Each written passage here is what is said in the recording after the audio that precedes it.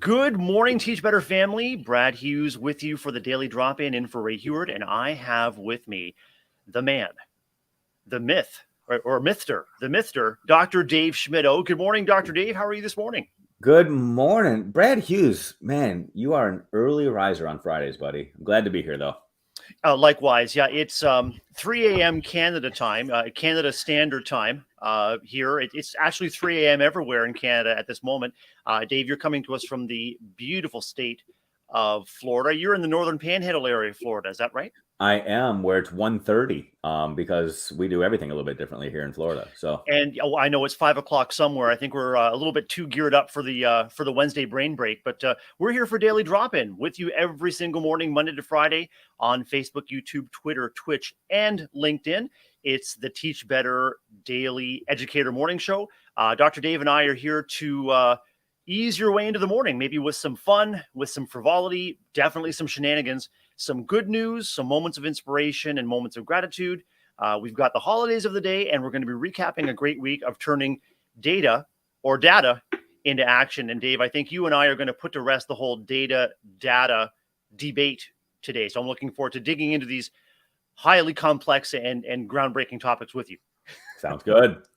We're ready to get started. We'll see you right after this break. Make sure that you refill your coffee, grab a cup of tea, and get somewhere comfortable. Join us in the comments this morning. Looking forward to it.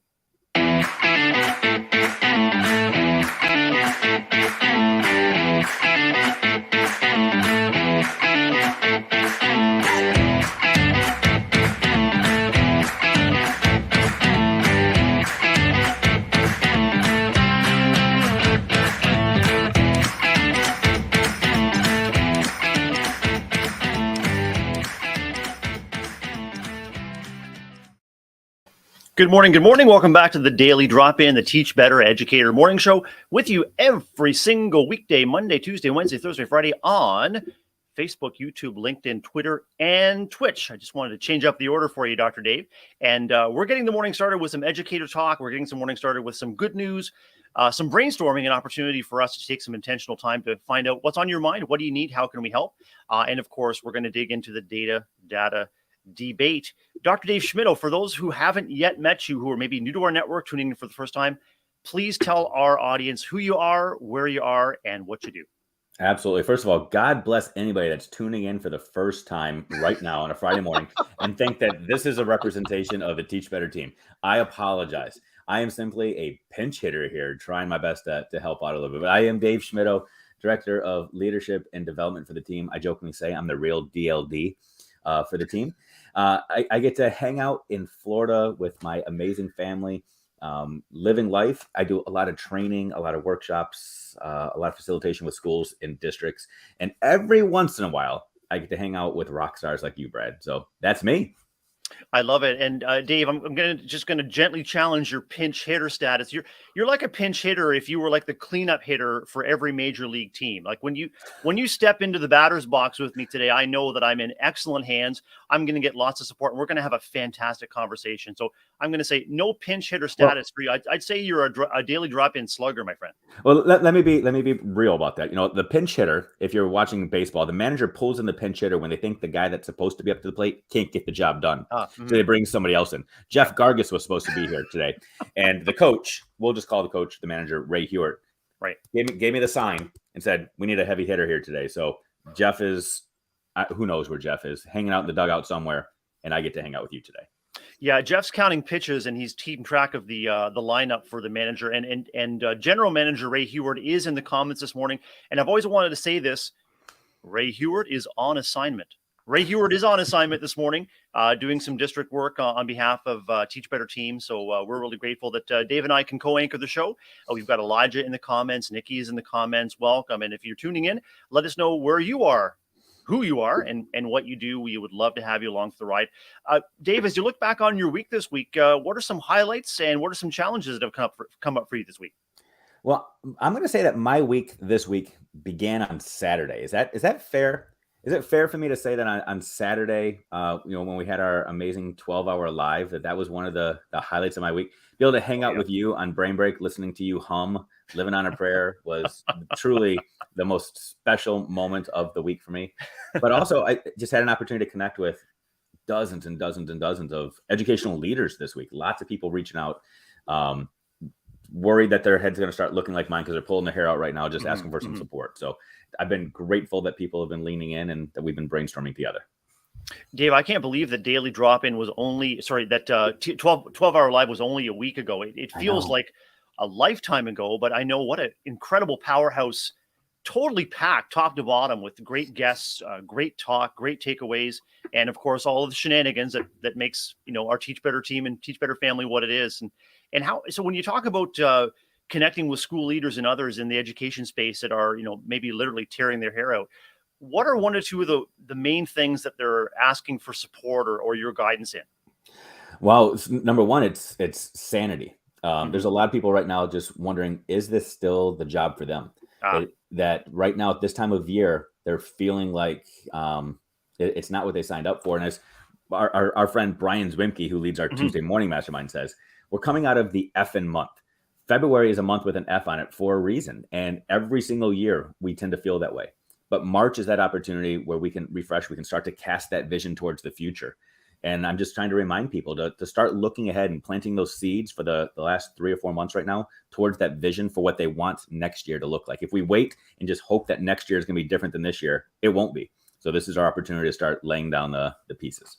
So here's a conversation that came up on 12-hour live, and that is, how do we work with ourselves? How do we shift our own mindsets, or as school leaders or as co-leaders, teacher leaders, how do we shift people's mindsets to looking ahead with optimism, if not energy and enthusiasm, simply a sense of hope? How do we shift that when we know that morale can be and energy can be so low? What's the secret there? So I'm going to tout an expert who is way smarter than me out of the University of Houston. One of my most favorite people on the planet, Dr. Brene Brown. She is so instrumental in my life. And her most recent book, Atlas of the Heart, reminds us that happiness is a trait, not a state. That far too often we're chasing happiness, looking for it, as opposed to making it a part of who we are and intentionally saying, I'm choosing to be happy today. And then it changes your lens, and that we have to make it a trait of who we are so that we can live our life somewhat through those rose-colored glasses. It doesn't mean putting blinders on and ignoring the reality of things. But when you choose to be happy, you'll find more opportunities to be happy. And I absolutely love that. Dave, I'm so grateful that we have guests choosing to join us this morning, maybe for their moment of happy. People looking to connect and connection, relationships. Those are the things, in my opinion, that are going to be the most protective and most restorative as we go through awful things. Our colleague Lindsay Titus reminds me, and I try to make a shift whenever I find myself slipping, making that shift from have to get to. When I'm facing tough stuff at work or when I'm coaching others through difficult things, it really is something that we get to do, isn't it? Rather than have to do.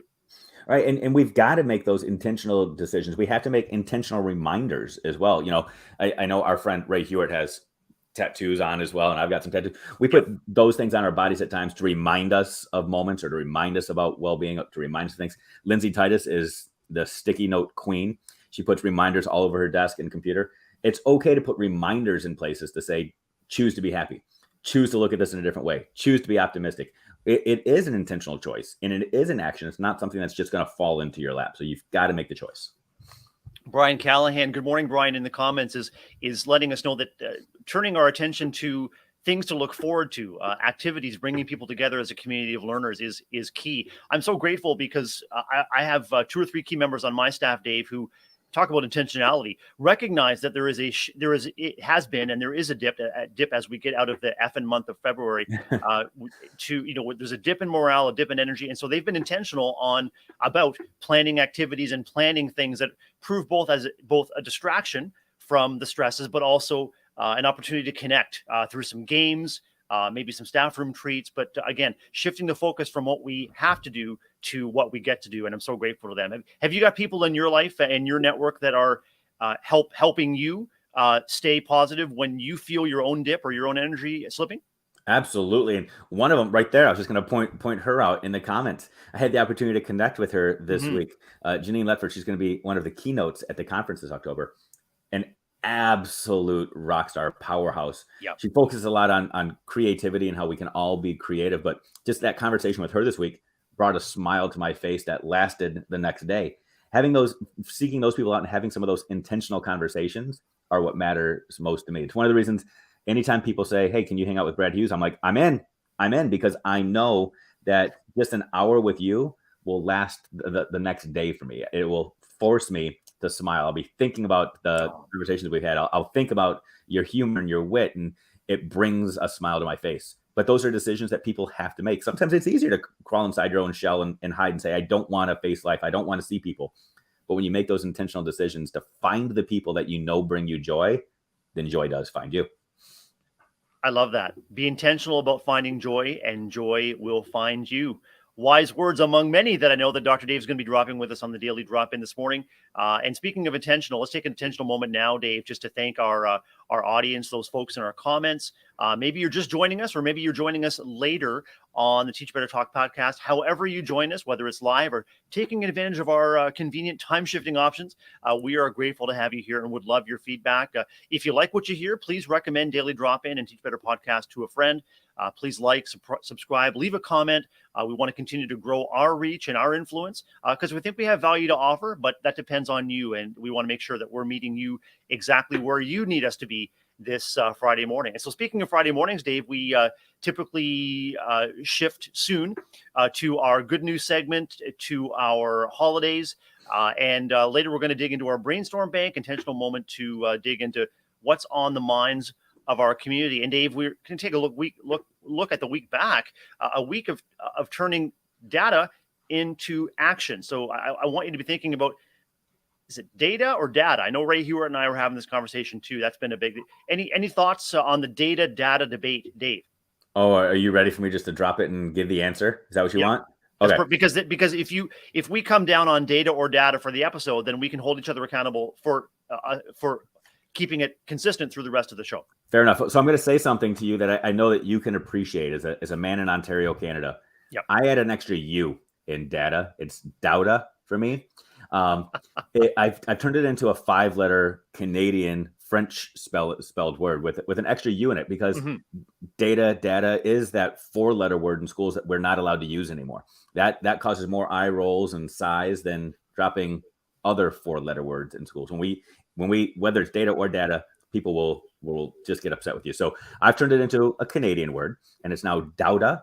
And it tends to make people smile when you say it that way. When you explain that there's an extra U in it, it brings joy to people's lives. So see what you can do. Put a twist on it and see if you can make that word into something that makes people smile instead of groan. Love it. And there's no doubt that mindset shift, that perspective shift that you're proposing could make the difference in how a conversation about data and putting data into action. And we're going to talk about not just data, but the right data for the right reasons. So we'll be back. We're going to do our good news and our holidays right after this. We'll catch you on the flip side.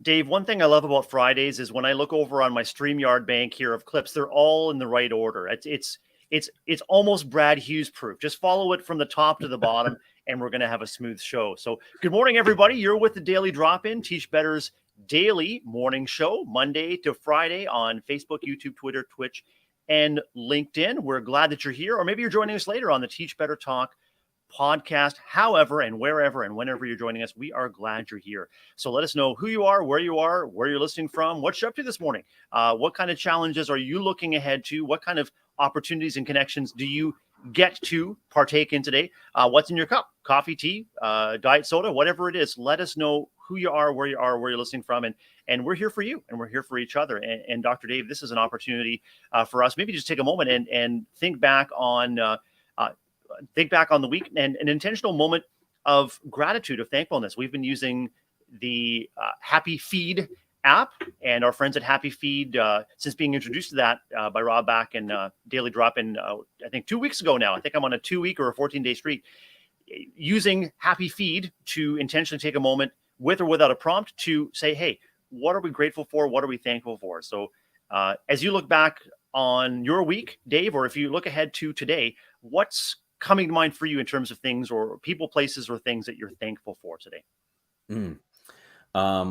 thankful that spring is coming. Mm. Being able to see the lilies and the tulips starting to emerge right now just reminds me that the dark days are behind us, and we're going to start seeing more sunshine. Knowing that next week we get to spring ahead and have a later sunset. We get to fully maximize our daylight hours and get outside and absorb some of that vitamin D, again, make some intentional steps, and know that March Madness is on the horizon. College basketball galore. This is truly the greatest month of the year if we embrace it and take it all in. So true. And it reminds me of our conversation just before the break where, we're shifting from have to get to. And Brian Callahan's comment that if we can shift the mindset by providing things for us to look forward to, things that take us out of our heads and out of our perseverative thoughts and out of our doldrums, things to look forward to. One thing that our family is really missing, Dave, is travel. So we typically approach March break, and we typically plan a trip to your state, Florida, and take in all of the sights and sounds of Disney World. And we love doing that. And we've really missed, the opportunity to plan travel. I wonder if travel plays a role in your life, or just being surrounded by the goodness of Florida. Do you have those travel opportunities just right at hand? And how's that work for you? Yeah, I do. So one of the advantages to living where I live is a lot of people pass through here in their travels, and I get the opportunity to connect with. Just this week, I got to have dinner with Katie Powell. She's the director of AMLE, the Association of Middle Level Educators here in the States. So she came through, and I got to hang out with her. I had the opportunity to hang out with Katie Meglin and Joshua Stamper and a lot of others. And I've got some more people coming down in the next week or two. Megan Anderson, I don't know if you're familiar with her work, from Columbus, Ohio, one of our mastermind friends. She'll be down here in a week, and I get to hang out with her as she travels. But next week, I'm actually heading up to Michigan to enjoy some spring up there as I work with some schools. So travel it's important. And now that things are starting to open back up a little bit for people, I'm just hoping that people can lean into that as well and can start to see the world and just gather new perspective again, and not just look at the four walls. Well, what I love about your approach is it's travel for you and for others, and it all leads back to connection. And when you talk about connecting, for example, with Megan coming and you're home in Florida, providing that sense of, I guess, comfort and welcome to Megan as she makes her way through, and just that opportunity for connection is so important. And you've got family, friends. I've forgotten, is home in Michigan your home state, Dave? I grew up as a Navy brat, man. So I lived all over the place. I actually went to 16 different schools growing up. So all over. But yeah, I spent the bulk of my career in Michigan. Michigan's actually where I was born. I spent most of my time in the Detroit area. But next week I'll be up in the Grand Rapids area working with some schools. I do have some friends, some family there, but I'm working really hard to make Florida home now. It's just beautiful. And if I don't have my Happy Feed app open right now, but we're going to capture, and thankfully I can go back and listen to our conversation again later on the Teach Better Talk podcast, Dave. But grateful for the coming of spring and the shift from have to get to, in terms of things that open up those opportunities. That's been a focus of my morning announcements, as I've been shifting our intentional moments as a school community to reflecting on the people, the places, and the things that we're grateful for. And I know that when I do my morning announcements, I have a big window looking out the street in the front of the school, and we can see and feel the shifting temperatures in our part of the world, southwestern Ontario. Many people live in a part of the world where there isn't a whole lot of change in terms of the climate, the temperature, but in those areas where that change is remarkable and noticeable, and as you're riding the waves of temperature change, it just reminds you that the world is literally shifting. The world is shifting, and there's much to look forward to. So I'm going to make sure that we capture your moment of gratitude for the coming of spring in our Happy Feed app. So this is a time of day on Friday mornings, Dave, when if Ray and I are behind the wheel, Ray and I will have a little debate about whether we should do the good news first or the holidays today. And I'd like you to make the call. Would you prefer to hear holidays first, or go to the good news story? I would love to hear the holidays first, because I know that there's a special day coming in 2 days that might not even be on your list. But March the 6th. See, I've got March the 4th here on my screen, but if you just allow me, I'll just pop open March this. Dave, you're kidding. March the 6th, that special birthday coming up. I'll just talk about Sunday meal to sleep. Sunday. Yeah. There is a special birthday coming up though on March the 6th. Our friend Ray Hewart is celebrating a birthday this Sunday, March the 6th. And It's her I had the 18th, opportunity to people, her celebrate. 18th birthday. That's How right. exciting is that? I was confused. I thought it was 19th, but okay. And maybe you're right. I don't know. I get them confused. So I had the pleasure of celebrating my birthday on the day, December 3rd, back with Ray on Daily Drop-In. That was fantastic. I would love everyone, in the comments, or if you have a connection with Ray on social media, to share your love and appreciation for this remarkable woman, remarkable leader in the education space, and a great friend to all of us. No one works harder or advocates more for the needs of teachers and their kids than Ray Hewart. So if you can send her a slice of cake, or raise a glass to her on Sunday, or treat yourself, just make Sunday Treat Yourself Day in honor of Ray Hewart. We want to make sure that she's celebrated and feels all the love. And there's Ray celebrating in the comments there. I think that's the actual size of her birthday hat there, Dave, on that icon. So, Dave, love it. I'm going to shift to our holidays today. This comes to us from nationaltoday.com. And Dave, we're not off to a really good start here, because today is National Day of Unplugging. And we've lost Dave. Okay, we've lost Dave. All right. Wow, that was unexpected. That took a turn I wasn't seeing. So in those brief seconds of unplugging, Dave, did you feel a tremendous sense of relief and reconnection with the world around you? Yeah. Yeah, I rolled a little closer to my coffee, a little closer to the door, and I felt amazing. Also today, Dave, are National Grammar Day. So I are celebrating National Grammar Day with yous today. What are your thoughts on National Grammar Day? Yeah, me excited about that. Me too. But I want to make sure that we are, sending greetings out to all of the grammars and grampers today. I mean, I want to make sure that we're recognizing all those special people today as we strive for, excellent speech and writing, I guess, Dave. And National Hug a GI today. Kudos and best wishes to all of the service members, past and present, especially as we consider, the state of our world and emerging conflicts. And so it's National Hug a GI Day. So, that expression of gratitude. And I just think that's a very touching and intentional moment, Dave. What are your thoughts on National Hug a GI? Yeah, I think you've given me two reasons now to go see my parents today. My dad is a GI, so I can go give him a hug. And then my mom is my kid's grammar, so I can go give her a hug as well. So I can kill two birds with one stone. I don't know, probably not the right thing to say when I'm talking about my kids' grandparents, but yeah, I'm looking forward to that. It's incredible, Dave. There are so many holidays.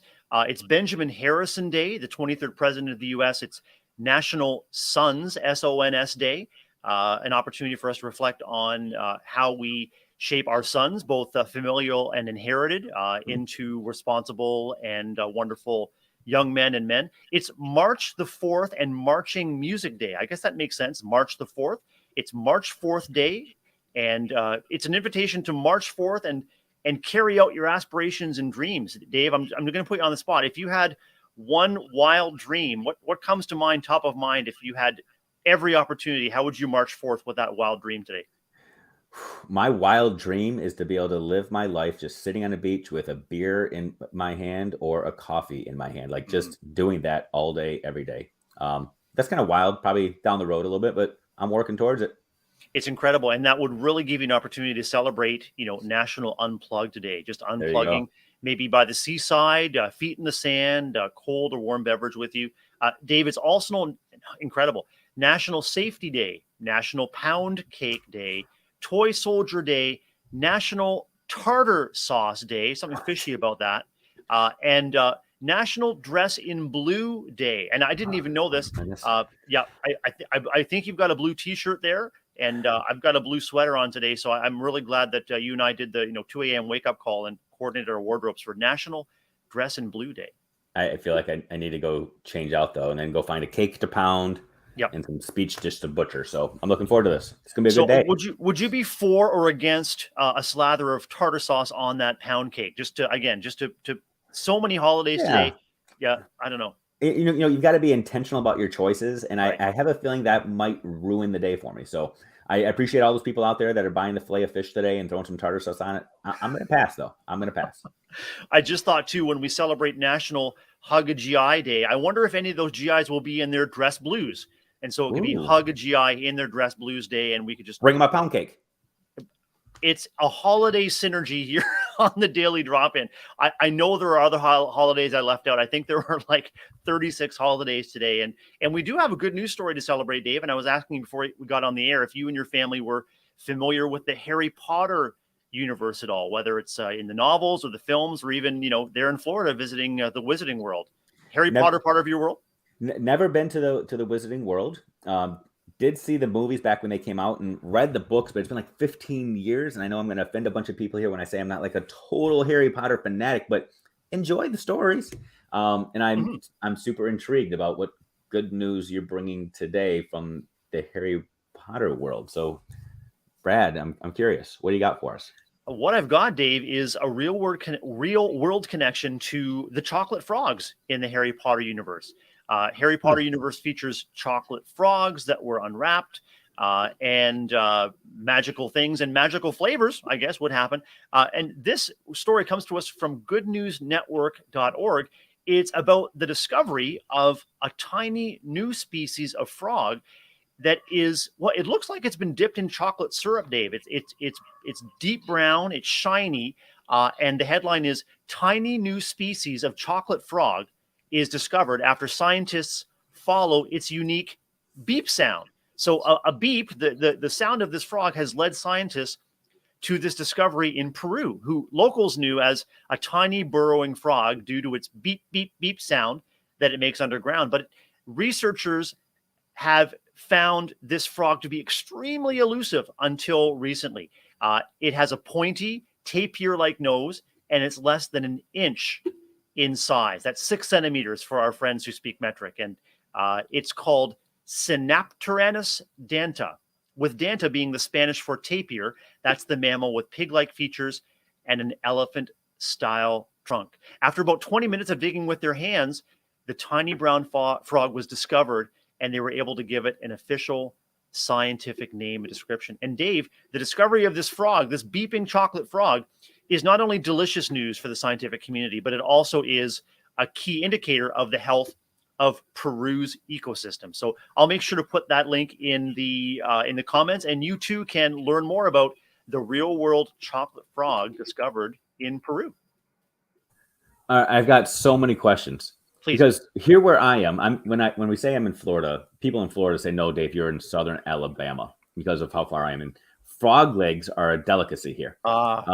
When we start talking chocolate frogs and this amazing species that talks about the health and well-being of the rainforest, are we saying that this is a frog that people go and enjoy like they might a pound cake today? This is a chocolate frog that they're going to devour? Or is this a frog that we're just celebrating as a chocolate frog because of its color and variation? We are celebrating the fact that this frog is chocolate colored, and I guess has been nicknamed the chocolate frog.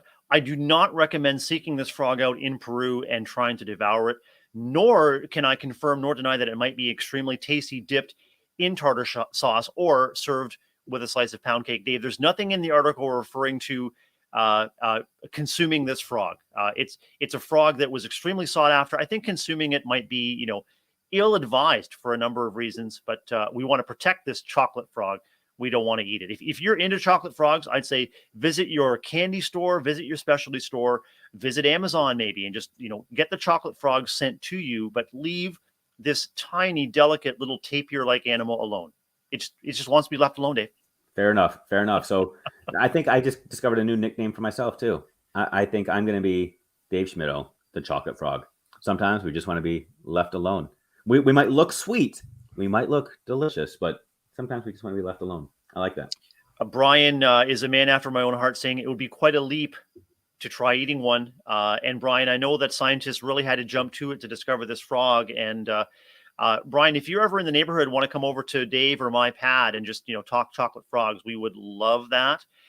Dave, I know that I think it was Mel Torme, the jazz singer Mel Torme, who was known as the Velvet Fog for his dulcet tones. And maybe you could be known not as the chocolate frog, but as the velvet frog, Dave, because I find that you're the timbre, the frequency, the resonance of your voice is quite soothing to this co-host. So what do you think about that? The velvet frog, Dave? I think that is totally awesome. Yeah, I'll take it. I'll take it.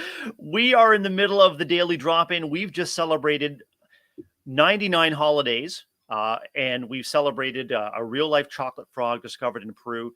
Dave, we're going to shift over and we're going to take a few moments of intention for our brainstorm bank. We're going to run the brainstorm bank together. We're going to take a look at data, the right data for the right reasons. Right after this, we'll catch you on the flip side, Dave.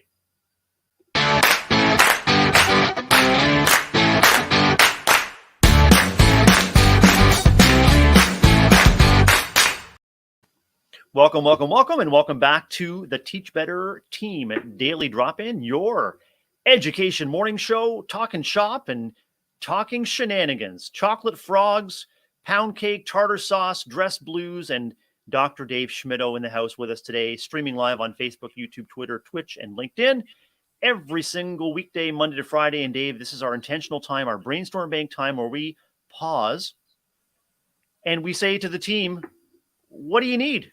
And how can we help? You can let us know in the comments if there's anything that's on your mind. Is there anything that you are facing today, a challenge, something that you need shifting from have to get to do today?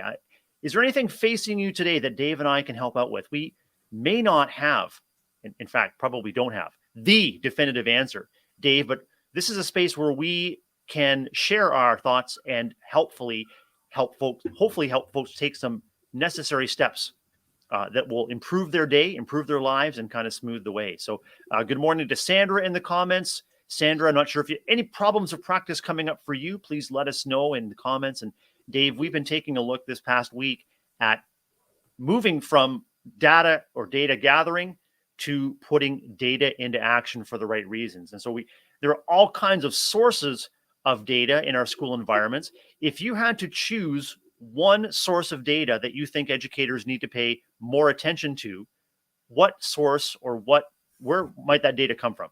Great question. So as educators, we are in the fix-it industry. We are in the industry where we feel like it's our job to go out there and make things better, which makes total sense. I mean, that's what we stand for, is today being better than yesterday and tomorrow's gonna be better than today. Yeah. But I think oftentimes we do that by looking for flaws, deficiencies, and weaknesses, that we're looking for areas of concern or struggle, as opposed to identifying strengths, successes, and passions. As educators, I think we need to come to grips with the fact that even if we're getting into the weeds of best practice and research supported practices, all the research says that learning happens when we build upon success, when we build off of prior foundations, when we recognize what's already there and try to build around it. I think what we need to do is spend more intentional time looking at our students' passions, interests, and God-given skills and talents before we start looking for deficiencies and deficits, and focus on the data what do we say it was data that says, what does this student bring to the table, as opposed to what are they lacking? Dave, I've been reflecting on the kinds of data that we gather this past week, and a lot of data in our school settings in general, I think it falls in the sort of the bucket of product. So it could be tests, essays, projects, reports. But when we think about the triangulation of data, think about gathering data from a variety of sources. I think about observations and anecdotal notes of what we're seeing and hearing. But I also think about conversations with kids. And conversations can be time intensive. They can be energy intensive. They can also be intensive in terms of documenting the results of those conversations. But I'm wondering if there's a connection. I'd like to hear from you about, is there a connection between recognizing and amplifying those strengths and passions and maybe a dearth of data in those two frames, observations and conversations? What are we missing? Yeah, absolutely. So again, I'm gonna kind of geek out a little bit, but just talk about the difference between quantitative and qualitative data. Yeah. As a researcher, a lot of people would say that quantitative data is the more reliable, the more valid. It's when you're seeking numbers to support an argument. Qualitative data used to be seen as the narrative fluff, the story behind it. But the tides have kind of shifted, and people have realized that lives are lived through stories. Lives are lived through experiences. Knowledge is simply a series of images, pictures in people's heads that we articulate through communication. So experiencing qualitative data, sitting down and having conversations, seeking the narrative explanation of what somebody knows is actually now it's shifting to being seen as the more reliable, valid source of data collection. So yeah, as a teacher, as an educator, having those conversations, seeking the narrative story behind a kid's experience, a student's knowledge, a student's understanding, is actually going to be more reliable for you, the communicator in their life, the storyteller in their life, to know what the next story is that you need to present to a kid. It's the easiest way to figure out a student's strengths and passions as well, as opposed to trying to do it in some sort of quantitative numerical fashion. Dave, Lori Ann here in the comments is asking about homework, and I'm wondering if there is a role for homework as part of a data cycle, the right kind of data for the right reasons. And is homework something where we're likely to leverage or find out about kids' passions and interests? It can be. It absolutely can be. I think this is another one of those areas where the pendulum swings often in education because we throw the baby out with the bathwater. We tend to say all or nothing, all out or get out. And we do it with conversations like homework. We have some people that say we should never give homework, and that upsets the people that say, well, sometimes there is a purpose for homework. I'm a believer that homework can at times serve a purpose, but it should never be served to punish, label, or indict when a student has other things going on. For example, I've got a 16-year-old at home. We've talked about this a lot. Yeah. Who started a job now. He's working 5 nights a week. He has to show up at work at 4:30 in the afternoon, and he's there until 10:30 at night. And I'll tell you, he is learning a ton being at work. Probably learning more there than he would if he had to bring home a geometry or algebra 2 worksheet to work on outside of school.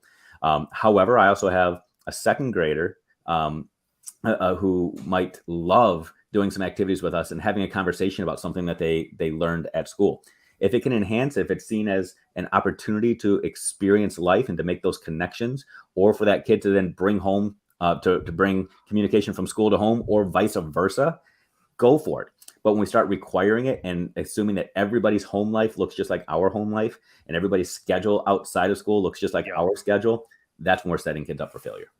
Dave, I wonder if that's part of the power struggle that Lori Ann is describing here, where if we're looking for evidence of a product that's either complete or not, and if we're taking a moralistic view that I assigned it, you do it, that's your responsibility, without looking a little bit deeper to the observations and the conversations to help me understand why this wasn't completed. Well, let's face it, kids are going to be unlikely to complete anything that has little value, interest, or worth to them. And if as educators we're completely reliant on the power struggle, the power dynamic, I assigned it, you do it, you bring it back. If you don't, you're in trouble. That I think that there's little value in that, and there's absolutely zero value in developing a positive relationship or getting at the kids' passions and also getting at the kids' challenges. So what do you think about this power struggle sense? I assigned it, you do it, it comes back. There's something wrong with you. I'm the teacher, you're the student, figure it out. Like, how can we move past that power struggle to some more compassionate ways of assigning and monitoring homework? Yeah, I tweeted something this week focusing on leadership, but I think it applies here. I wrote something to the effect of too many leaders have a my way or the highway mentality, and they get frustrated when so many people choose the highway. I could argue educators tend to do the same thing. It's my way or the highway, and we get frustrated when kids choose the highway. Whenever we try to exert authority or demand compliance, we're going to have some kids that say challenge accepted, because that's what we as human beings do. Our goal, going back to my early premises, to lean into kids and say, what are you passionate about? What are you skilled at? What brings you joy and happiness? And it's our responsibility as educators to lean into that, to leverage that, to allow kids to experience that. So anytime we can allow a kid to shine, to amplify their voice, to amplify who they are as people and what makes them tick, they're going to be more inclined to share and celebrate with us. And we're going to get more authentic experiences from kids, more authentic work, more authentic evidence, because it's in somewhere that's within their wheelhouse, something within their passion and their interests. So simply lean in and ask kids, allow them to have a voice in the process. Dave, do you think that power struggles, when they come up in terms of homework or really in terms of any kind of classroom dynamic, any kind of student-teacher relationship, are those power struggles inevitable, or could they reveal maybe either a lack of investment yet or a lack of capacity or professional knowledge yet to invest in the relationship with the kid? Well, I think everything that we experience is an opportunity for us to reflect and say, how can I make this better? You know, I don't want to say the best teachers never have power struggles. That's not the reality. We understand that we're working with kids, children who haven't quite figured out how to navigate this thing called life. However, I also understand that as adults, a lot of us haven't either. And That's so oftentimes we true. dig in our heels and say, it worked for me, so you have to do it the same way that it worked for me. Whereas oftentimes as educators, we can look at the kid and say, wow, that's working for you. How can I leverage up that? It needs to be a symbiotic relationship. So power struggles, they are inevitable. Digging in our heels, though, doesn't have to be inevitable. We can learn from every experience that we encounter. We can learn from kids just as we expect kids to learn from us. Dave, given that homework, well, it goes home and it can be completed. Actually, it's completed outside of the educator's purview, outside of their influence. Is homework coming back a valid source of data? Is it a valid source of student learning? And in what part of the learning cycle might it be appropriate for homework to be used as data to keep the learning moving forward? Whew, this is a loaded question that opens up Pandora's box, Brad. So I know we only have a few minutes here. Let me tell you what it tends to do versus what it should do. What it tends to do is it tends to open up judgment and condemnation on our part. When homework doesn't come back, we tend to come up with a bunch of reasons in our head as to why that student or that family didn't value school as much as we thought they should have. When in reality, what's happening is we often didn't value their home and their life as well as we should have. So yeah, it's an excellent opportunity to collect data or data, but not necessarily always on the academic sense of is this student demonstrating mastery? It's an opportunity for us to say, what's happening in your world? I'm a firm believer that if you're assigning homework should be an opportunity to reflect and to review what has already happened. It should never be the opportunity for primary learning to take place. It's an opportunity for a student to say, is anything I learned in school applicable or transferable to the real world? And if so, how? So giving students opportunities to reflect on their learning, to solidify their thinking, to have conversations about their thinking or learning, either with an adult peer, with a friend, a family, a sibling, a bus driver, anybody else, is an opportunity, and it's a valid opportunity for homework. But if it's simply compliance and drill and kill and do more of the same that you just did in school, then we might need to find some more effective uses of our time. Dave, just one last question, because I'd like Lori Ann to have a takeaway about the homework discussion, the homework debate. Are there one or two strategies that you would suggest an educator who is engaged in a power struggle with his or her students or a student about homework completion? One or two tips, one or two takeaways that they could try, whether it's a shift in perspective or something practical they could do to re-engage with the student and to dissolve this power struggle? Yeah, absolutely. So I think number one, it's always about having a purpose behind every intentional decision you make. So if at the end of a class period, if you're thinking in your head, you need to assign homework to a kid, having an understanding of the purpose behind your lesson, the purpose behind that class, the purpose behind your given assignment that you're about to send home, and then simply asking students, if you have another way to prove to me that you know this, that you understand this, I am all ears. Give students a choice. There are some kids that might be able to prove to you before they leave that day that they've already got it and they don't need to do anything else at home. Other kids might say, I simply need some more time to do something at home. Give them that opportunity. But you need to have the purpose in mind behind what the ultimate learning goal is. And that learning goal should not be everybody needs to learn how to do things at home. Because as adults, we don't want that expectation. We don't want our leaders coming to us and saying, you need to go home and work for another 2 or 3 hours outside of the workday. There needs to be an intentional purpose behind it. So if you can have a negotiation with a kid to allow them to feel like they're invested in the process, so they feel like they have a voice in the outcome, while you're still holding up your high expectations and saying, I've got to get you to mastery, I've got to get you to proficiency, I've got to collect evidence of your competency, go for it. Allow the kid to come up with another alternative if your alternative isn't valid for them. Dave, so good. And my challenge is, what if we peeled back the layers, just like as you're describing? What if we pulled back the mystery of why we're collecting the data? What's the purpose, and how we as educators, are we sharing with our students the reason we're gathering the data? And is that reason aligned with their growth rather than meeting our needs, expectations, and obligations? Dave, fantastic conversation. We hope that's leaving our listeners and viewers with some practical takeaways, as well as, Dave and I, our shared commitment to making sure that you're supported in your continued use of data as a tool, and also sustaining your relationships with your students. Dave, we're going to shift over to our recap of the week. We're going to take a look and listen back to our some of our guests this week, and we're going to look ahead to next week. How's that sound? Sounds perfect. Fantastic.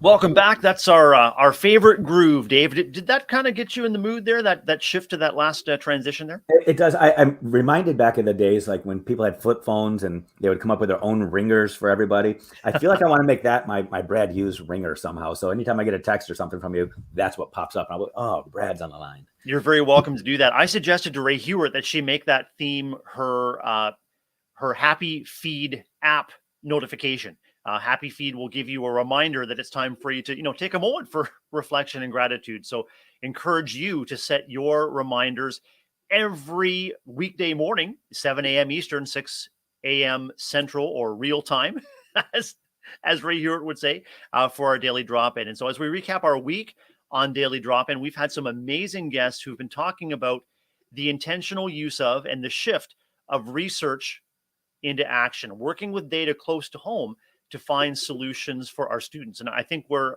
we all landed is that the information we need to help move our students forward is closer than we think. And Dave, I think something else that was uncovered was that the student learning needs that are uncovered by the research we gather, those actually equate to the professional learning needs.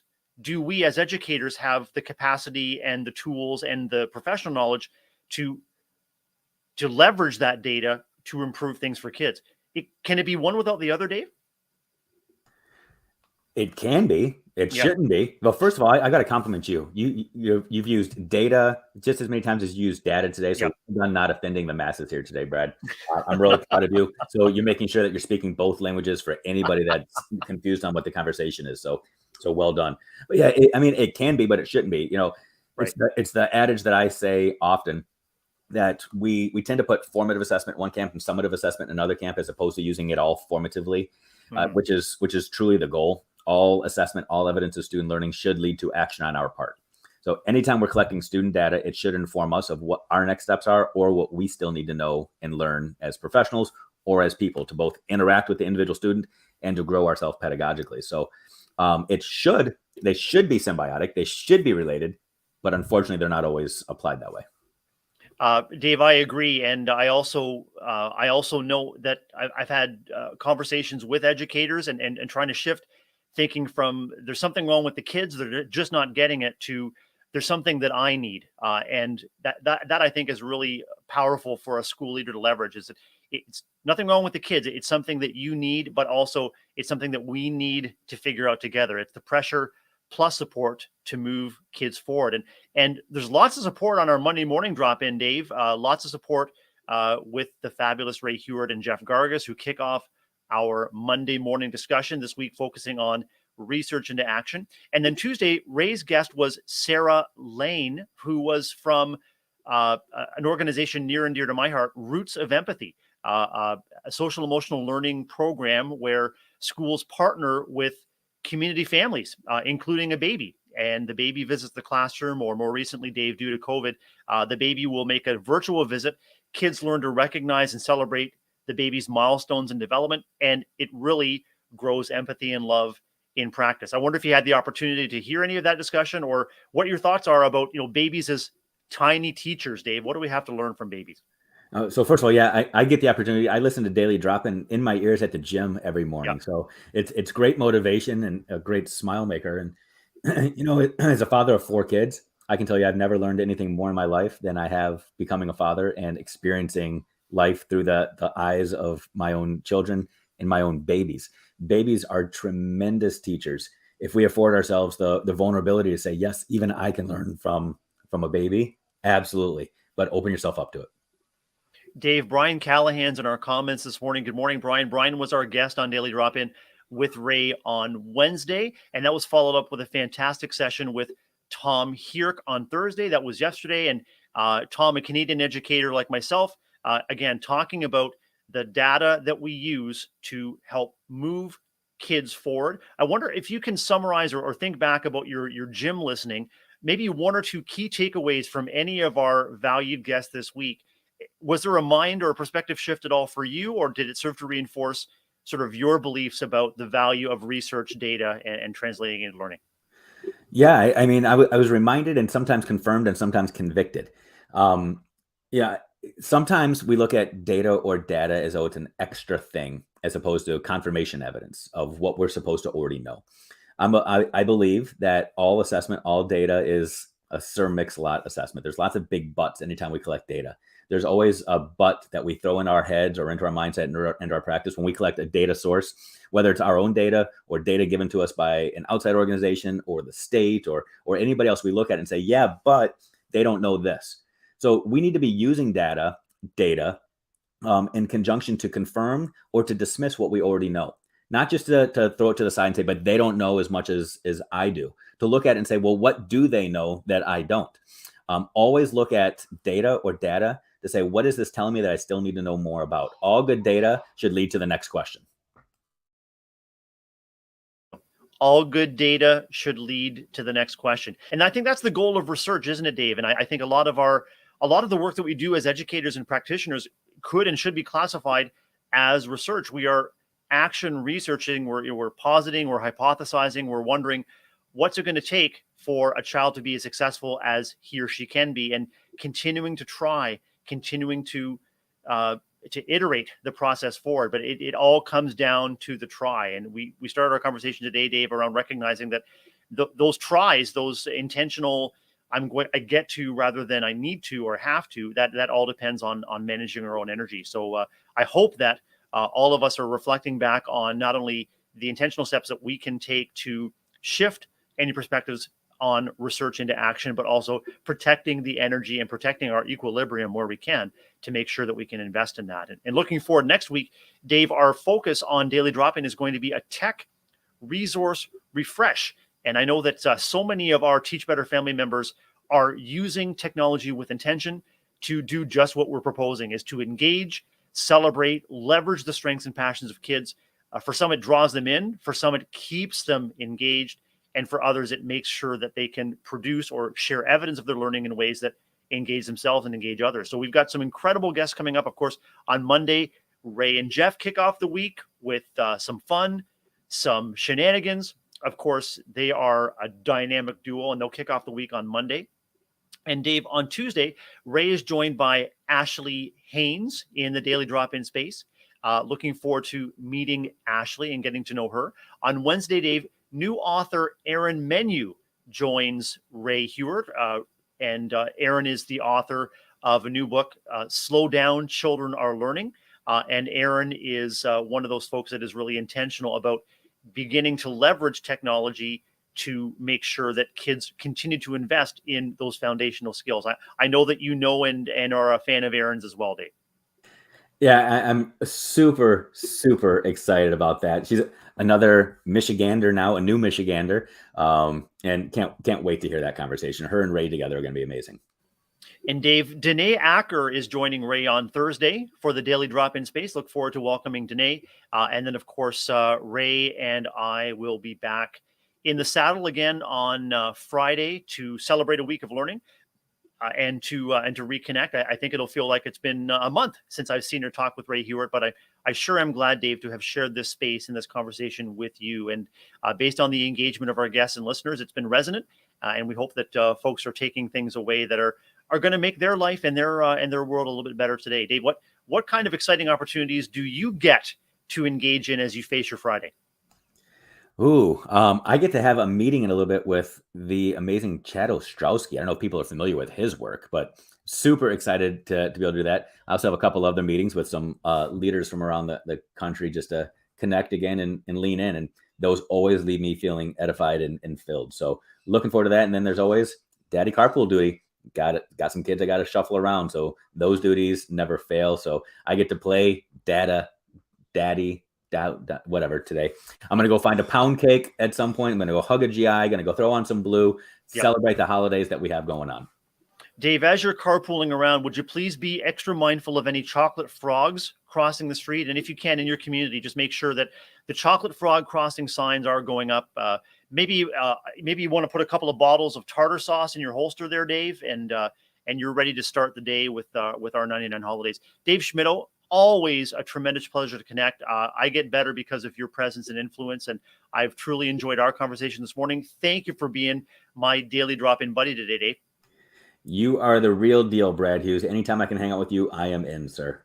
It's my pleasure. It's a pleasure to welcome you back to the space today, and will be a pleasure to reconnect with you on Monday. All of us here at Teach Better wish you the best Friday ahead.